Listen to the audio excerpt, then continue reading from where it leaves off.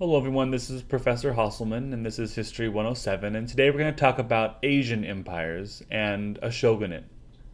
Now, key changes marked the experience of the leading Asian societies during the early modern centuries, changes that had little to do with developments in the West or Russia.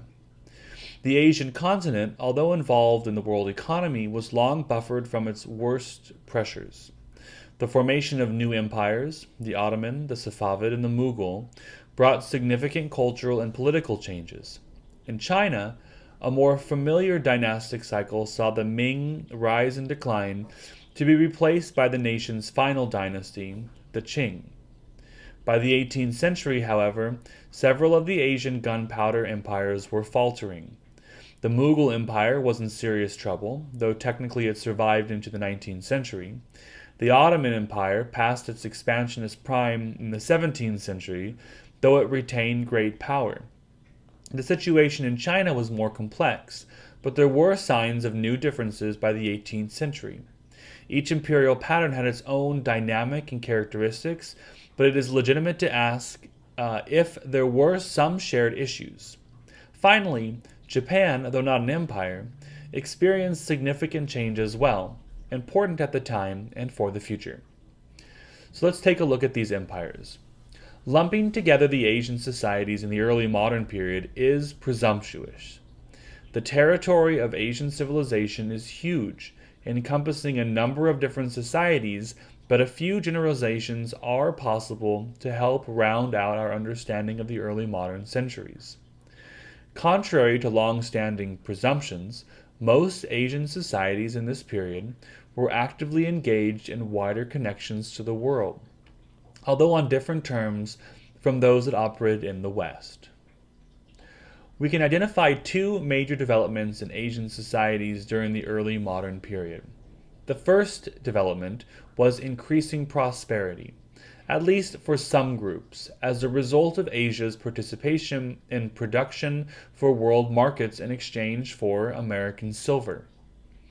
This participation confirms, among other things, an interest in export-based manufacture in parts of China and an interest in transmission to world markets in India. The second development was the emergence of a series of gunpowder empires in much of the Asian landmass. The Ottoman Empire began to take shape in the middle of the 15th century and extended its hold over much of southeastern Europe. It developed significant holdings in much of the Middle East, extended its direct control to Egypt, and had some nominal control over other parts of North Africa, though not Morocco. The Mughal Empire emerged in India in the early 16th century as a result of invasions from a force that operated through Afghanistan. The Safavid Empire in Persia was a smaller gunpowder empire that helped revive a sense of Persian identity and presence and maintained significance for a couple of centuries. China, where the imperial tradition was well established, operated according to a somewhat different rhythm. Much of the early modern period saw the operation of the Ming dynasty, followed by the Qing dynasty, which had some elements of gunpowder empire attached to it as well. The Qing had been organized by Manchurians, coming in from northern China, and remained partially outside Chinese culture. This element was not dissimilar to other gunpowder empires, in which an intrusion from outside helped to shape the imperial experience more generally. These empires had significant accomplishments, although they were not quite as dynamic as those occurring in Western Europe. Asian power began to decline a bit in this period, if measured against European power. The long-standing trend in which technological leadership and innovation centered in Asia, particularly East Asia, intended to move westward, began to shift towards greater Western parity and even slight leadership. The Ottoman Empire brought a number of developments to the Middle East and southeastern Europe, solidifying and highlighting a new Turkish presence in the northern Middle East. But Ottoman administration was never purely Turkish. it incorporated a number of other peoples, including non-Muslims. The Ottoman Empire helped encourage the spread of Islamic belief to parts of southeastern Europe, although Christian groups were, for the most part, tolerated. The Ottoman regime also confirmed a dependent and inferior political status for Arabs. The Ottoman Empire also introduced cultural changes into the Middle East. A form of mosque developed that blended Byzantine architecture forms with Muslim needs. Ottoman contributions to literature and art, often in Arabic, were also significant. Mughal contributions to India were numerous. At its high point, the Mughal Empire encompassed a system of considerable tolerance and a mixture of Hindus and Muslims. The Mughals introduced additional cultural richness into the Indian tradition, including Persian and Western artistic influences, as well as important individual symbols, such as the Taj Mahal.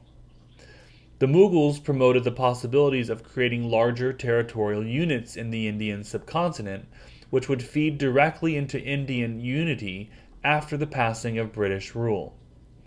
The Mughals developed administrative and taxation structures that had lasting impact in India, and they were also interested in reforming certain traditional Indian practices, such as the practice of sati, though results here were meager. Developments in Safavid Persia included a revival of a sense of Persian identity. It was under the Safavid Empire, for example, that Farsi was established as the dominant language of the region. Developments in Qing China included economic prosperity and the re-elaboration of the bureaucratic imperial state. Significant population expansion occurred under the very late Ming and the Qing. During much of the early modern period, Asian empires, largely independent of Western influence in any cultural or political sense, made important achievements that would outlast the empires themselves. Now, some of the gunpowder empires began to show signs of wear as early as the late 17th and early 18th centuries. The Safavid Empire began to weaken in the early 18th century, and the Mughal Empire began to weaken even somewhat earlier. If their goal was to preserve Indian vitality and Mughal rule, then later 17th century Mughal empires made two mistakes. Several later emperors began to reverse the policy of religious tolerance, clearly favoring Muslims in administration and creating an atmosphere of religious mistrust. The second mistake was overexpansion. The attempt to press Mughal boundaries southward led to significant military expenditure at the expense of the taxation base and the basic economic vitality of India as a whole. By the 18th century, Mughal hold over India began to fade in favor of local princes, and Indian economic prosperity declined. It was in this context that European powers, ultimately led by the English, began to interfere in Indian affairs. The British East India Company took advantage of Mughal weakness to establish a beachhead on the continent. The later 18th century saw the increasing conversion of much of India to, essentially, a British colony. The Ottoman Empire presents a different picture. This regime reached a high point in the late 16th and 17th centuries. A last effort at territorial expansion occurred in the 1680s as Ottoman troops twice attacked Vienna, hoping to press farther into Central Asia. These attacks failed, and from that point onward, the Ottomans suffered territorial setbacks. These setbacks pressed the empire in other ways. It became harder to reward loyal bureaucrats and generals. Many parts of the empire were parceled out among chief administrators who might meld the provinces for personal advantage. Corruption and economic dislocation increased. Nonetheless, the Ottoman Empire remained healthy well into the 19th century. By the 18th century, sensing Ottoman weakness and undoubtedly exploiting an older prejudice against Islam, European opinion began to hold that Ottoman rule was both sick and weak. This perception would create a reality of its own during the 19th century and affect Europe's relations with the Middle East. Developments in China were much more complex.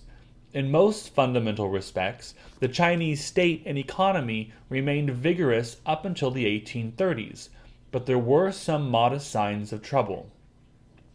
Probably by the 18th century, China began to be burdened by overpopulation that would affect larger economic dynamism and growth.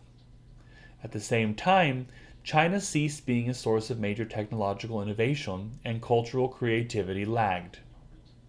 The empire may also have been affected by excessive bureaucratization that made decision-making difficult and communication with the provinces cumbersome.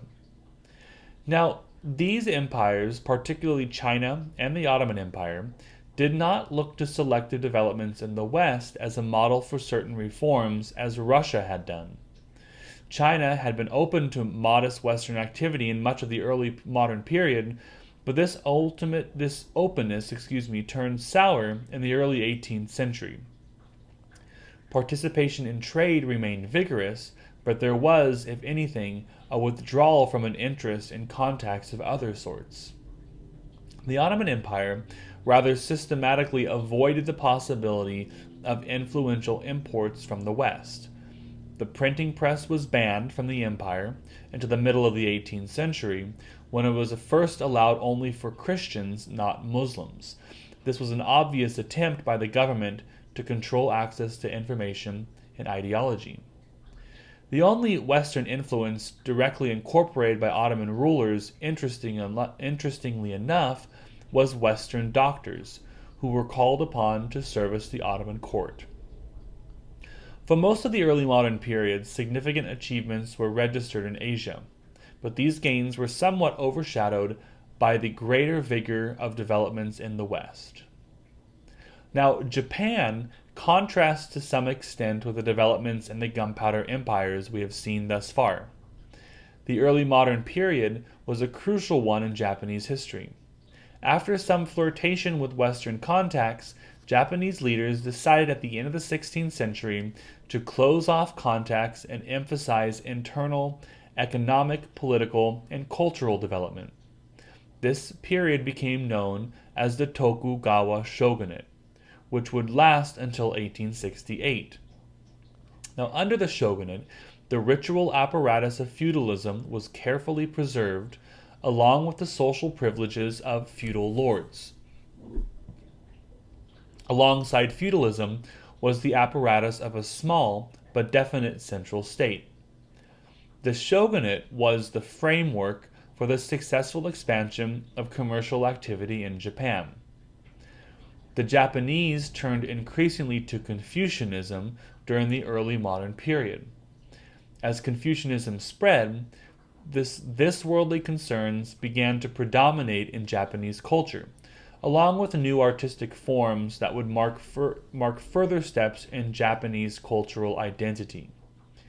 Japan also saw an increasing commitment to education, not just for the upper class, but for broader bands of society over time. Japanese Confucianism encouraged an educational commitment that would position Japan as the second society after the West in literacy rates by the early 19th century. The Japanese population did not grow massively during the 18th century. The fairly extensive use of abortion, among other things, seems to have limited Japanese population growth. Also important for the future of Japan was the tendency in the 18th century to become slightly more open to outside influences. This interest indicated that the Japanese were aware of developments in the outside world and saw a need to find out what these developments might portend. Now, the patterns we have discussed in this lecture do not overturn conventional views of Asian history in the early modern period entirely. A relative decline is undeniable, but it must not overwhelm our understanding that important positive developments took place during much of this period. At the same time, we should note the decline of specific regimes, most notably in Mughal India. But the sense that Asia began to be backward or isolated in this period is simply wrong. World historians, particularly experts on Asia and the world economy, have insisted that we need to redress this impression of Asian economic inferiority and backwardness. One reason for this insistence is, presumably, that it is better to be accurate than not. Another reason is that our misguided impressions pander to older Western prejudices about Asian characteristics.